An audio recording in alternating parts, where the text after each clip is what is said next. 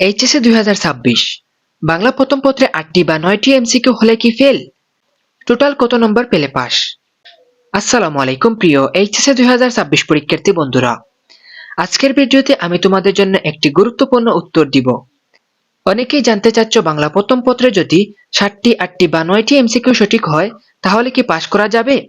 আর সৃজনশীলে কত নম্বর পেলে পাস? চলো খুব সহজে পুরো বিষয়টি জেনে নেই। প্রথমে বাংলা প্রথম পত্রের নাম্বার বিভাজন দেখে নেই। সৃজনশীলে রয়েছে 70 নম্বর, এমসিকিউ এ রয়েছে 30 নম্বর। পাস করার জন্য দুটি অংশেই আলাদা আলাদাভাবে ন্যূনতম নম্বর তুলতে হবে। অর্থাৎ 70 নম্বরের সৃজনশীলে কমপক্ষে 23 নম্বর পেতে হবে।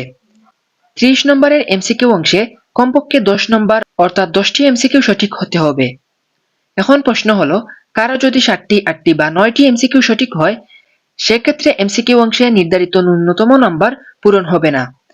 তাই শুধু সৃজনশীল অংশে বেশি নম্বর পেলেও এমসিকিউ এর ঘাটতি পূরণ হবে না। এবার তোমাদের বাংলা দ্বিতীয় পত্রের বিষয়টি জেনে রাখো।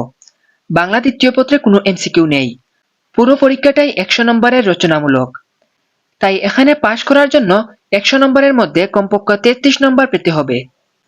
আমরা যদি সংক্ষেপে আবার পুরো বিষয়টি বলি তাহলে বাংলা প্রথম পত্রের সৃজনশীলে কমপক্ষে 23 নম্বর, এমসিকিউতে কমপক্ষে 10টি সঠিক উত্তর এবং বাংলা দ্বিতীয় পত্রে 100 নম্বরের মধ্যে কমপক্ষে 33 নম্বর। তো বন্ধুরা, যদি আজকের বাংলা প্রথম পত্র পরীক্ষায় তোমাদের এমসিকিউ কম হয়ে থাকে তাহলে এখন আর টেনশন না করে সামনে যে পরীক্ষাগুলো আছে সেগুলোর জন্য ভালো প্রস্তুতি নাও। ভালো ফলাফলের জন্য বাকি পরীক্ষাগুলো গুরুত্বপূর্ণ।